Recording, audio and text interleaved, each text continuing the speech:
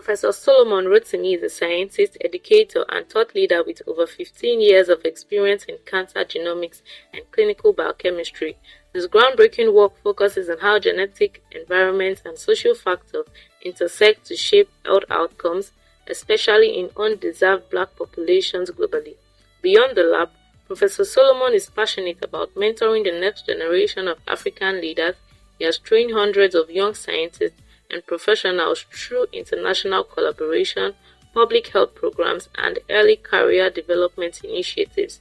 A Fulbright Fellow and co-leader of multiple NIH and Department of Defense-funded projects, he brings global experience into building a life of purpose, impact, and influence. Ladies and gentlemen, with your welcome emojis in the chat box, join me as we welcome Professor Solomon Rotimi. Thank you very much for that introduction. But I'm very excited to be here. And my purpose here is very simple. I'm just here to catch fun, just to learn from you, and just to sort of calm things down. I know you're a bunch of very extremely serious people, but beyond the seriousness of life, there is the serious aspect of life. And I sincerely want to learn from you. So I want to thank my, sister, I think you call her Dr. T. But permit me in this course of this presentation, if I have slip of tongue and I call her some other things different from Dr. T, please don't be annoyed, as some people will say. But there are other names I have for her. So please, but I'll do my best to make sure that it will be Dr. T throughout this talk. So she asked me to speak to designing your career and life. And yesterday we had a very wonderful background laid that sort of just summarized the whole thing and again created ground for us to just come here and just play together for the next few minutes. Okay. And after this play, you can go back and watch the recording of yesterday, and I tell you, you'll be fine. But since I have time, let's just look at what we're going to play together on. So why are we here? Okay. So, and I like those icebreaker questions. We want to be an entrepreneur. We want to work for a big company. We want to, speak on TED stage. We want to write books. Those are very fantastic things. And I'm wondering how many of you have ever felt pressure to really figure everything out at once. So think about it. Okay. You felt pressure that, oh, I wish I just wake up, like the kind of revelation people talk about, John on the island of Patmos, the angel is just saying, do this, and we're writing, and whoo la la. Great, if you have ever felt like that. Or how many of us have felt that, oh, I'm just, being delayed. I want this to be perfect and get things done the right way. I want to polish my English. I want to iron my shirt. I want to make everything to look, is it prim or prime and proper? Okay. Uh, Whatever it is. I say you can see I myself, I'm here speaking to you, and my baseline thinking language is Yoruba language. So I think in Yoruba language and I try to translate things to English. So whatever class you fall into, you are not alone. There are over 7 billion human beings in this world. You are just one of us. And we have some common denominators that make us to just be the same. But before we go into this talk and the things that we're going to be joking and cracking and having fun about, so if we're going to design something, which one is more important, the software or the hardware? And I give you an example. The reason, if you have a printout and you're looking at it, and you see an error on it, something that you don't like, what do you do? Do you take out a pencil and just quickly shade it, and move on with your life? Or you go back to the soft copy or the computer and you edit it, and then you reprint? So the right thing to do is to look inward. I say, what exactly is on the soft copy? And so the way I like to start is to check our mind. Do we really believe that you have the ability, you have what it takes, everything required for you to design a life. Because it could be very scary and peculiar to say, wait a minute. So I'm going to sit down now and be designing, something that will happen. And as religious people, we can have some things that, oh, no, don't worry about tomorrow. Tomorrow will take care of itself. Okay. We're not saying you should worry. Okay. When you want to build a house and you give the architect and he begins to design, that's not worry. In fact, you do that with excitement. Okay. You do that with excitement. So, and the reason is that you don't find your passion. There are people who say, sit down and look for your passion. You don't even know it. So how can you find it? I mean, it's like saying, uh, how do you know you love you only love what you see. You're only passionate about what you see. I have a secondary school friend, sorry, no, undergraduate friend, Brad Benson. They took him to somewhere in this part of this country that they've never seen train before. And he was teaching there as NYSC, and he told us that he struggled to describe a train to them. So how do you describe something that to people that they've never seen? And it's like somebody telling you, oh, do you like flying in private jets? You're probably going to have some kind of opinion, but you don't know until you fly in one, or you are stranded somewhere and you wish like me. I mean, I used to think, why would somebody need a private jet until I flew to one African country and I was to return to Nigeria, and I was very excited. I got to the airport and they said, sorry, they're not going to fly that day.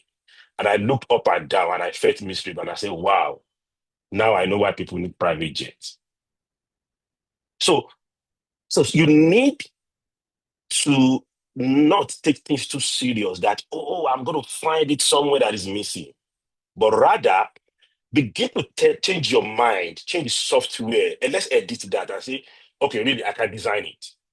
I can own it and I can design it. And how do you design it? The first thing is you need to have a true north. Where do you want to go? What do you desire? Okay. Last year I did something, I wrote some amount of money on the paper, and I said, well, that was what I was going to get at the end of that year. And I showed one of our friends, and I said, can you also conceive this in your mind? And she said, no, she can't conceive it. Okay. So you can desire it. Being a lecturer I didn't get to lecturer because later, no. I saw it was from my 200 level. I knew I was going to be a lecturer. I desired it. I love what I was seeing. First, something that I felt I should do. A couple of years ago, and I was joking, and honestly, I don't know what I smoked that day. And I keep telling my wife, who spoke brilliantly to you yesterday, and I said, in the next 5 years, I would like that by the time they Google these keywords about science, my name will come out top five. I think I'm close to that now. Okay. And as soon as I set that in motion, some other steps started following. So the reason why you need to have your North Star and what is called true North Star, look at the gentleman riding that horse. So imagine yourself stopping that guy and you ask a question, where are you going? And the gentleman said, hey, wherever the horse is going, can you tell me how you feel about that man? Do you feel he's a brilliant guy or he's just a dumb and stupid fellow? So if you think he's a brilliant guy, great. Again, but if you feel that he's a dumb and stupid fellow, well, you are probably right. Because it's not right for somebody to just say, okay, we're just going where it's leading us to. Again, look at that other lady, the lady I put her pictured there, Harriet Tubman. Those folks, a lot of American people here all over, I see all the names where they came from. The American people are doing very well. But the African Americans know this lady about the role she played during the slavery and emancipating over 70 people. No, sorry, a lot of people.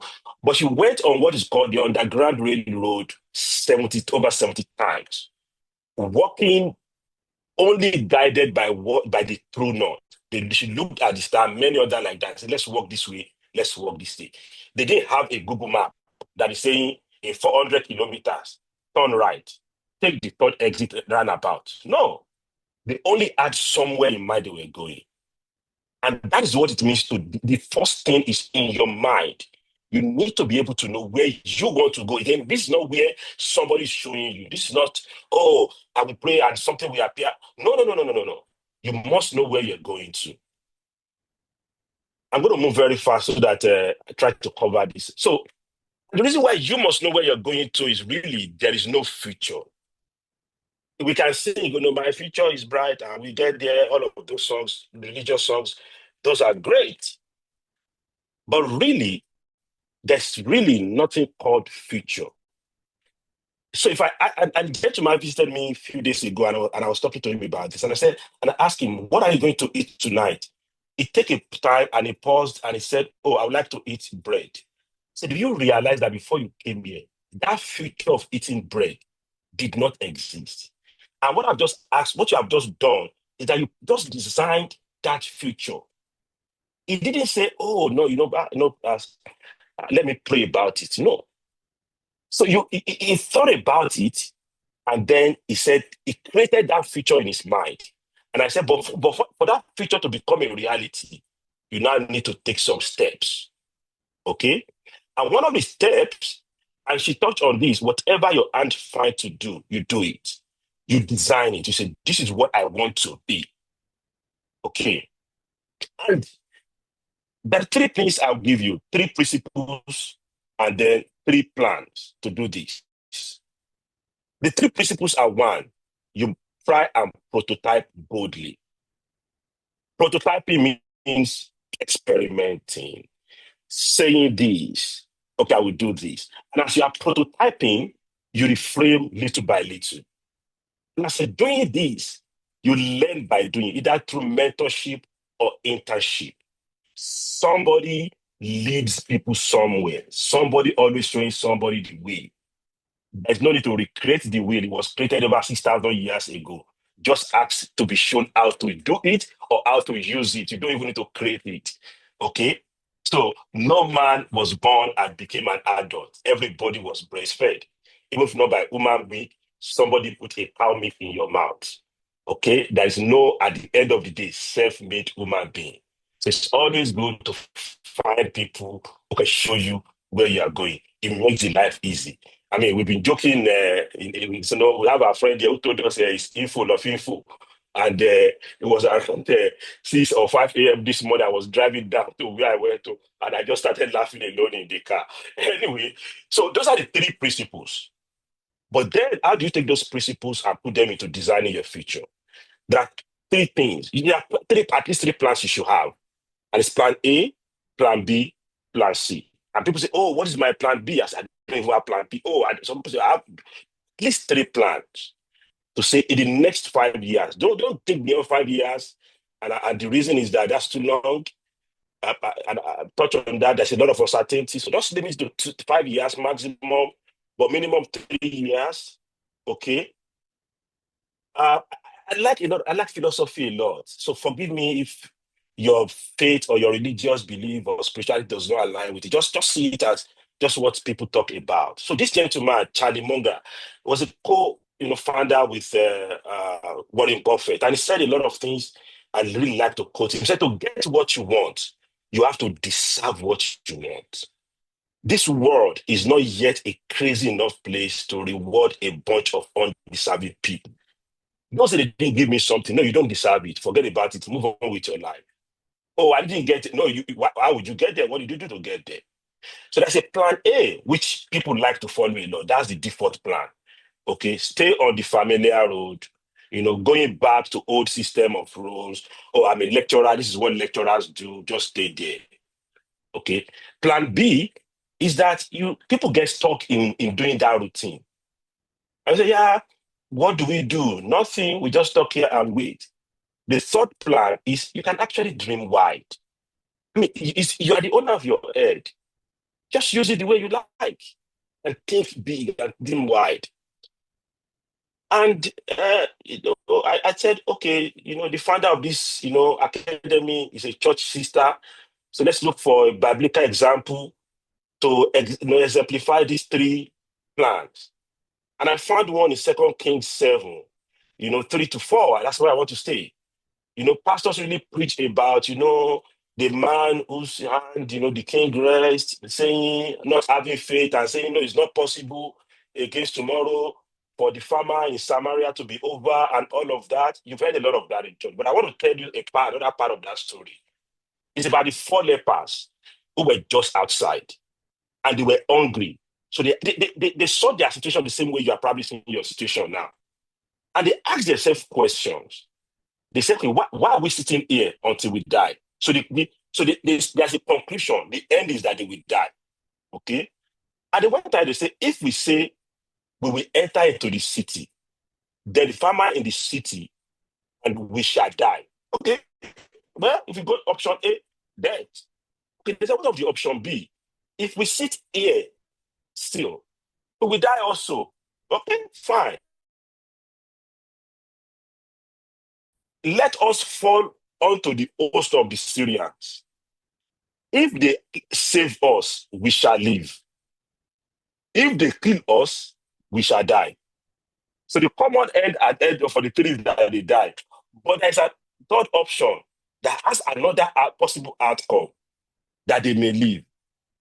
And what did they do? They said, let's go for the third option. So what's number one? Status quo path. They said, if we stay, let us enter into the city. So what is the emotional logic in that one, that the way it affects us as we think about designing an option? Because really, we struggle with options. So I like, what to be familiar with, let's just stay there. And that's the familiar thing. Even if it is hopeless, we justify it. We say, this thing, well, no, tomorrow will be good. Okay? Yeah, just let's stay. Let's endure, Well, the outcome is same, burnout. Things like saying, I want to stay in a job even if I don't like it and I know it's not going to end anywhere. One of the relationship and lifestyle that is not good, I just want to stay there, even though it's slowly draining me, where I don't have any other option. You always have option in life. The second option is tied to the logic of maybe things will magically change. God is a miracle worker. I tell you, sister, oh my God. I heard the testimony of one sister. The man just came from abroad and came to church straight and he said, you are my wife. Oh, yeah, yeah. Those kind of things are good. Oh, I was just going, brother just said, so I should give you today $1 million and he deposited, that kind of things, So let's continue to hope and pray. Okay, good. That's another option. But for most people, statistically, it ends up in indecision, unclarity. It's a product of unclarity and a fear of taking risk. End up in decay. But the third option is that we can do something. Let's take a step. Often, if it fails, well, it's going to be, that's all. But there's increased chance or probability of it resulting in breakthrough. Starting a new job, we just talked about that. Applying for a dream job, relocating, launching ministry, even without certainty, just doing something new. Okay. So, what if I'm afraid? I don't know many people who have ever read this book, The Prince by Niccolo Machiavelli. People talk about Machiavelli principle, all of that kind of a thing. But it says something that I like in that book. It says, all courses of action are risky. So prudence is not in avoiding danger. It's not possible. But calculating risk and acting decisively, he then advised, make mistakes of ambition, not mistake of slow. Let people say you are just over ambitious. That is just a lazy slot. Develop the strength to do both things, not the strength to suffer. Many people have developed strength to suffer. I hear so many stories and I ask myself, okay, it's as if there's a suffering conditioning. So what I want you to do as you continue to round up is, I watch all this, split a lot, and there's something they put it in. They say, think about your life. Okay? So let's think about it. And it's in the Bible, Ephesians 3:20. It said, now unto him that is able to do exceedingly abundantly, above what we can ask or think. So which means You can substitute thinking. You can relax and think. Even God himself said, come, let us reason together. Let's reason. So take your time. Sketch 3 versions of your life in 5 years. It doesn't matter how good what you're doing is. Always have a 3-part option. Just take a moment. Think about the part that excites you. And what is the value of your 1 hour right now? And what do you want it to be? I'll say that again. What's the value of your 1 hour today? If somebody wants to hire you, what's the value of your 1 hour? And in 5 years' time, what do you want that value to be? The difference is for you to then design it. I want to make the value of my 1 hour to be from here to there. So once you do that plan, I want you to relax and take a deep breath, because the plan itself is only useful if it can survive reality. And guess what? A future filled with unknown is everybody's reality. There is nobody that knows tomorrow. And so you should relax. And in relaxing, you should do what pilots do.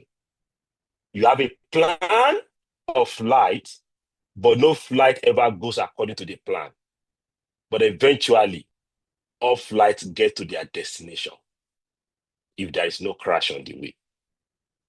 So people beat themselves up and say, I plan like this. And the waves come, develop ability that planes have, which is auto-correction. They always get themselves back according to that North Star. Always. Plans are nothing. Planning is everything. You have a plan, good, but you continue to plan and adjust and make sure you are tracking that your North Star. At the end of the day, time and chance happens to them all. The time will pass and the chance will come. You don't control that chance. So take it easy on yourself. And the way you take it easy on yourself is to do what Charlie Munger said. Continue to autocorrect, spending each day to be a little wiser than you were, day by day. At the end of the day, if you live long enough, like most people do, you will get to that destination. Few closing thoughts. Please dream and desire. You don't find purpose, you build it. And build with what's in your hand today. Don't build with what you don't have. As you are building, God meets you in motion, not in perfection. And in all of this, please, we have just one life. Live it. Enjoy the life you have, not the one you wish to have, not the one you hope to have. Just enjoy what you have as you make progress on the journey. It's always fun, because by the time you get to where you're going, you can't turn back the hand of the clock and want to go back and enjoy. Just catch fun every day. Enjoy. Your effort, your sweat is not what will make it happen. Eventually, as you do what you need to do, time and chance will happen and you will find yourself at the destination. Thank you very much for having me. I hope we have some fun. Please don't be too tense. I'm a little bit on LinkedIn and maybe some X, but I'm struggling right now with all of these things. I have so much to do. So please, but if you can't get me, get Dr. T. She's called by you. Thank you very much. I'll stop at there. Oh my goodness. Oh my goodness. Guys, guys, guys, guys, guys. I mean, I want to see things in that chat box. I want to see. Prof, please put on your video for us, sir. We want to see your face. I don't know, but I believe that this was value overload. Value overload. I just kept like writing and writing. I couldn't even catch up. I don't know. Could anybody catch up? Could anybody catch up? Like, Prof, they said you should not just take the flowers, just take the entire garden. Take all the gardens, sir. Thank you so much. That was really, really impactful. This is what I get to enjoy, guys. I don't know, but this is what we enjoy with Professor Solomon Rotimi, who has been an amazing mentor of mine since 2009. And you see that Prof, as when he said something, he said, find people who know the way that can show you where you want to go. You don't need to reinvent things. You don't need to start things from the scratch. I mean, when Prof speaks, yes, you will reevaluate yourself, reevaluate everything, your entirety. Sir, we are so grateful to have you. You know, these were really like words of wisdom. It was just straight, direct. I'm sure that you spoke to everybody's heart. I'm sure that everybody has taken minimum 10 things away from this session. Minimum 10 things away from this session. But thank you so much, sir. It's such a blessing. I agree that it's such a blessing. The chat box is just blowing up, blowing up, blowing up. Oh my goodness. Thank you. Thank you. Thank you, sir. We really, really do appreciate you taking your time. And yes, briefly, Prof was very generous with his time, and I'm wondering why Prof was generous with his time. I'm sure that he wants that time to be added to the panel session because I know when Prof does something, he does it for a reason. 3 part action. So I'm sure that we're adding that extra time to the panel session, and